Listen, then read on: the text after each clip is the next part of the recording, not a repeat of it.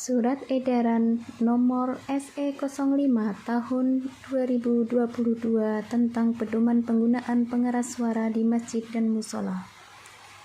A. Pendahuluan. Penggunaan pengeras suara di masjid dan musola saat ini merupakan kebutuhan bagi umat Islam sebagai salah satu media syiar Islam di tengah masyarakat. Pada saat yang bersamaan, kita hidup dalam masyarakat yang beragam, baik agama, keyakinan, latar belakang, dan lainnya, sehingga diperlukan upaya untuk merawat persaudaraan dan harmoni sosial. Untuk memastikan penggunaan pengeras suara agar tidak menimbulkan potensi gangguan ketentraman, ketertiban, dan keharmonisan antar warga masyarakat, diperlukan pedoman penggunaan pengeras suara di masjid dan musola bagi pengelola masjid dan musola.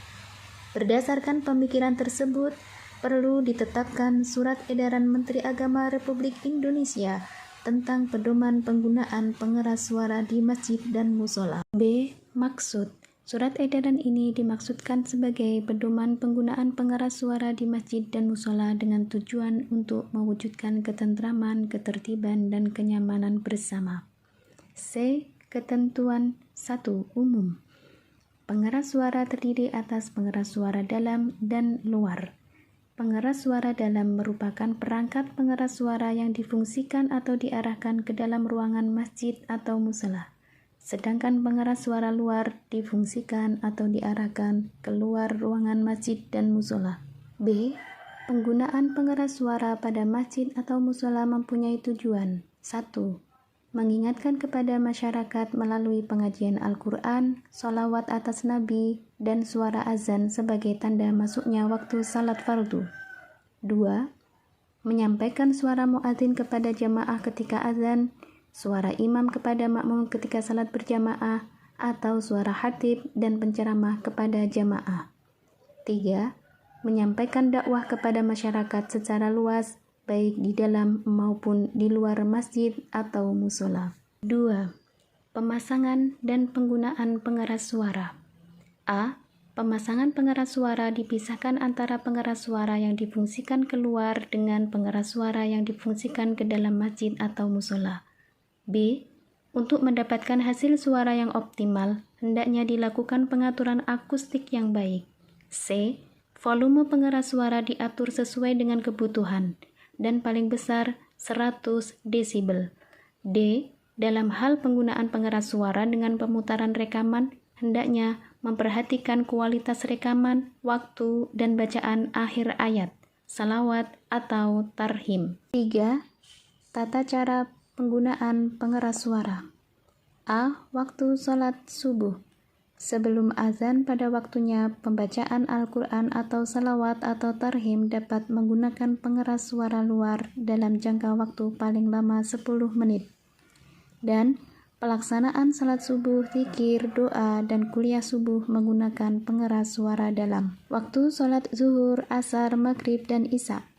Sebelum azan pada waktunya, pembacaan Al-Quran atau salawat atau tarhim dapat menggunakan pengeras suara luar dalam jangka waktu paling lama 5 menit. Dan sesudah azan dikumandangkan yang digunakan pengeras suara dalam. Waktu sholat Jumat. Sebelum azan pada waktunya, pembacaan Al-Quran atau salawat atau tarhim dapat menggunakan pengeras suara luar dalam jangka waktu paling lama 10 menit. Dan penyampaian pengumuman mengenai petugas Jumat, hasil infak sedekah, pelaksanaan khutbah Jumat, salat, zikir, dan doa menggunakan pengeras suara dalam. B. Pengumandangan azan menggunakan pengeras suara luar. C. Kegiatan syiar Ramadan, Gema Takbir Idul Fitri, Idul Adha, dan upacara Hari Besar Islam. 1. Penggunaan pengeras suara di bulan Ramadan, baik dalam pelaksanaan salat tarawih, ceramah atau kajian Ramadan, dan tadarus Al-Quran menggunakan pengeras suara dalam. 2.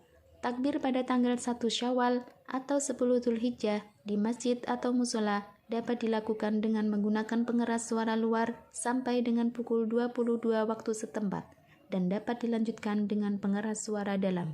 3. Pelaksanaan salat Idul Fitri dan Idul Adha dapat dilakukan dengan menggunakan pengeras suara luar. 4.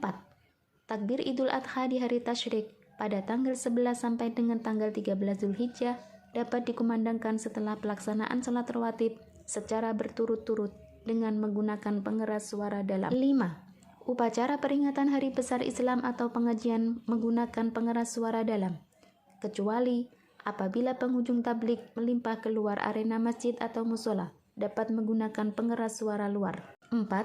Suara yang dipancarkan melalui pengeras suara perlu diperhatikan kualitas dan kelayakannya. Suara yang disiarkan memenuhi persyaratan bagus atau tidak sumbang, dan pelafalan secara baik dan benar. 5. Pembinaan dan pengawasan. A. Pembinaan dan pengawasan terhadap pelaksanaan surat edaran ini menjadi tanggung jawab Kementerian Agama secara berjenjang. B. Kementerian Agama dapat bekerja sama dengan pemerintah daerah dan organisasi kemasyarakatan Islam dalam pembinaan dan pengawasan. D. Penutup. Demikian surat edaran ini dikeluarkan untuk dapat dipedomani dan dilaksanakan dengan baik.